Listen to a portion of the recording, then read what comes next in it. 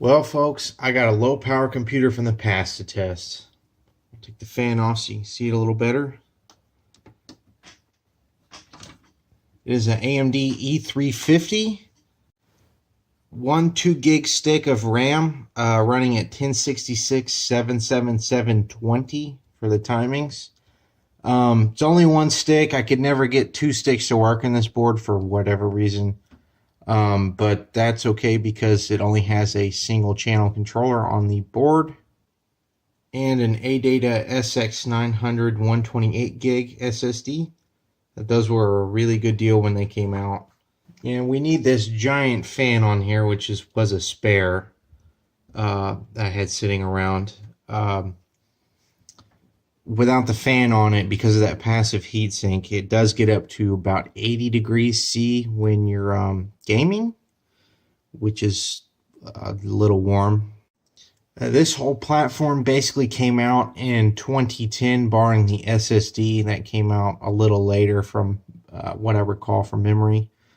It's 2018. What can this thing do these days? We'll be testing gaming first. Just a quick note, because of how slow the computer is, I will be doing the screen recording externally. I will be shooting at 60 FPS, so hopefully the smoothness or choppiness will be noticeable. So here goes the game testing, and it was all like, no. We'll do it live! Fuck it! But then I realized that I was going to have to cut for time anyways, so we're not doing that.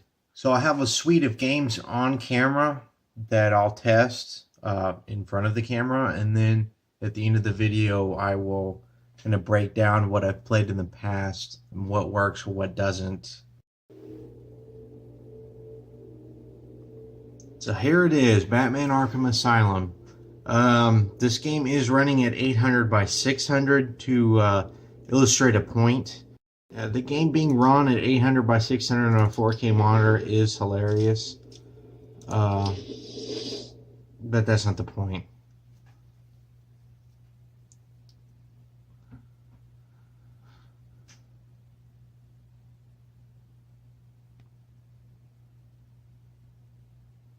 Let's get this party started. Now, I did originally boot this at 720p, and the performance is pretty much the same, which means that we're CPU limited, and it's extremely jerky. You know how I do love a captive audience.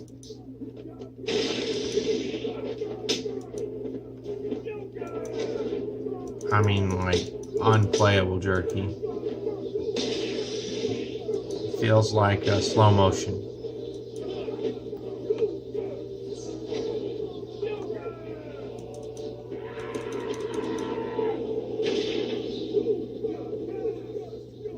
That wasn't. Okay, now we're out of combat. You can see just how bad the stutter is just from painting the camera. I'm in control of the asylum. My pre-testing, I did confirm that it is CPU limited, not the graphics chip, but the graphics portion of it, which will be a common theme.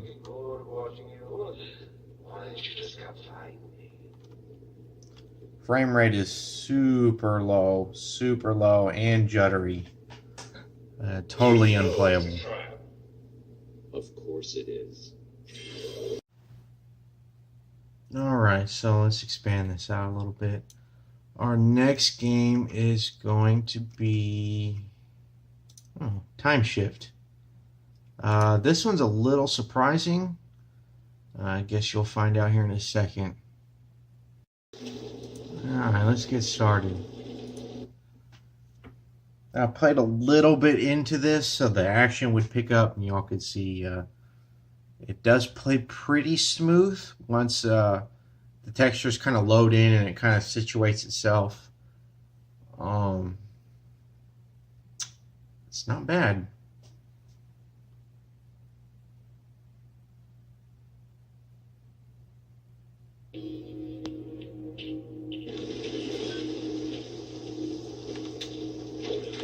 Oh shit.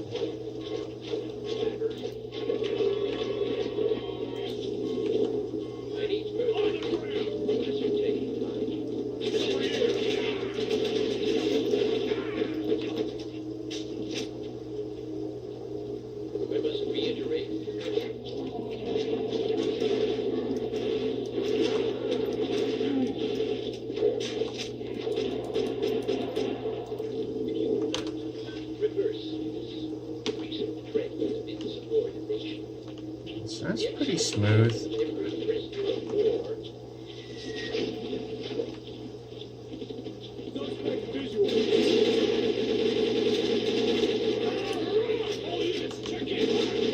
Get away from me.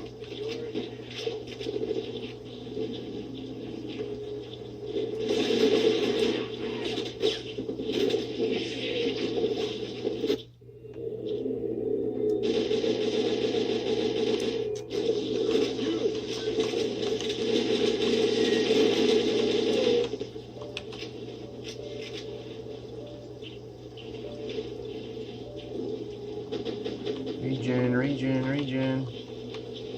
Yeah, it's kind of situated in. There's a few stutters here and there, but it's actually pretty smooth. I was actually quite surprised.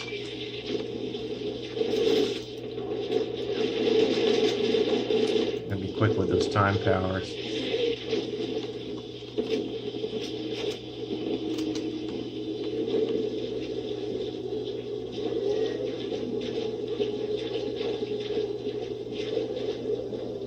Why, hello.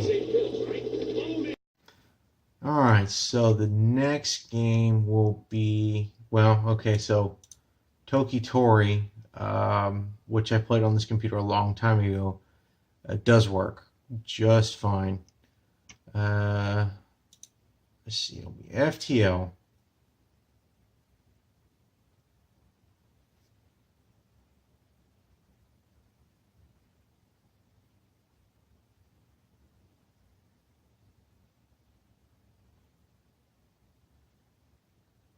Well, it's kind of slow.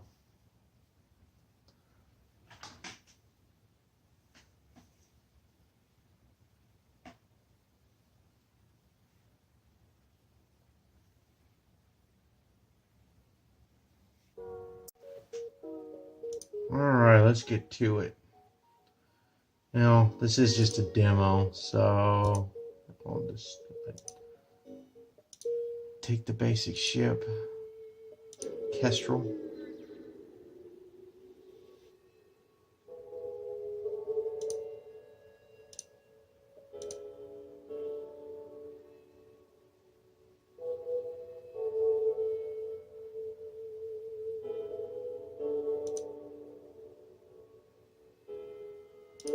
Yeah, I'll take it.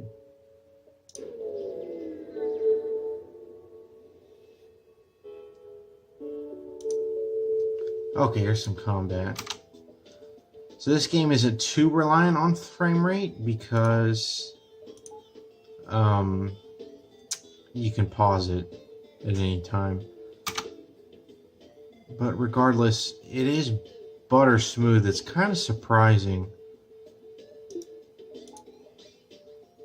Like, it really is.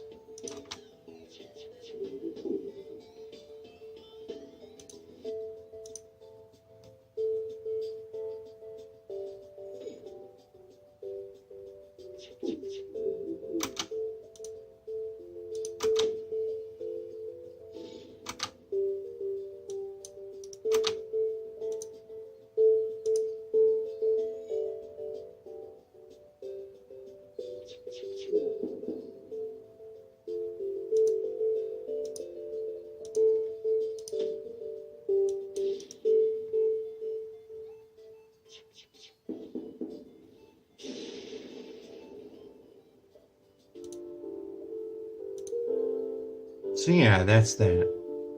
Okay, the next game is Torchlight 2. This game came out in 2012, if I recall correctly, so this hardware would still be kind of semi-relevant. Fun fact, I actually played this game mostly on a mobile A4 3300M, which would realistically be the next step up from this hardware. Now, even though that A4 was only just the next step up the ladder, it was a huge upgrade over the E350. I played that game at the same resolution as this, but higher settings. This is all low. The game seems to be entirely GPU limited. Looking at the graphs, like out of Task Manager and stuff, the CPU is not maxed out at all, but the GPU is. So it's not too bad. It's really, really juddery. Let me move to another area, maybe where there's more stuff going on.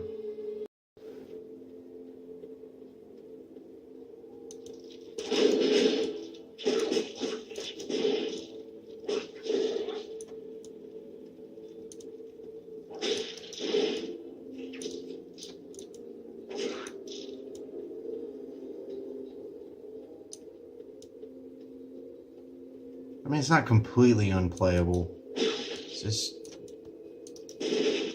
really juddery when there's a lot of stuff going on.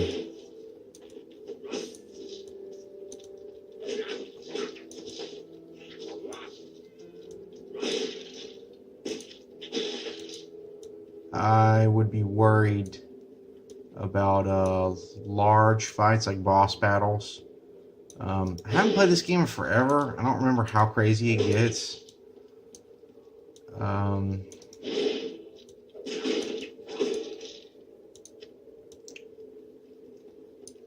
Yeah, this is a play at your own risk.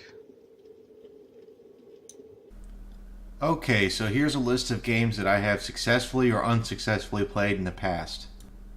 The original Darksiders didn't run, total slideshow. South Park: The Stick of Truth, I successfully played the whole game, zero problems. Sins of a Solar Empire runs fine, but I'm uncertain about late game performance because the game that I played wasn't very big on it, and I only played one game, but it ran fine. An old LAN party favorite, Supreme Commander 2, it runs fine in the beginning, but once the game gets large with a lot of units and stuff on the screen, it turns into a total slideshow and unplayable.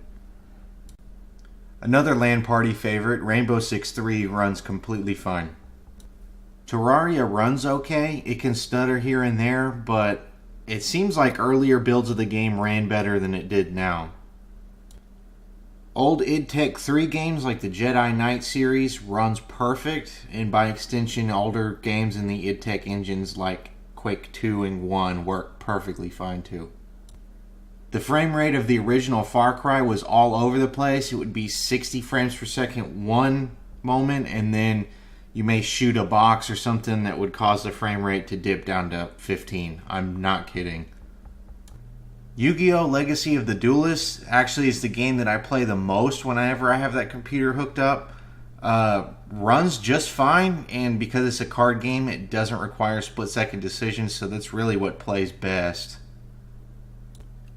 And ports of the older Final Fantasy games, they run fine, but more on that in Part 2. Which, speaking of, Part 2 will cover general use and how I feel you can best use this hardware if you still have it sitting around. Stay tuned.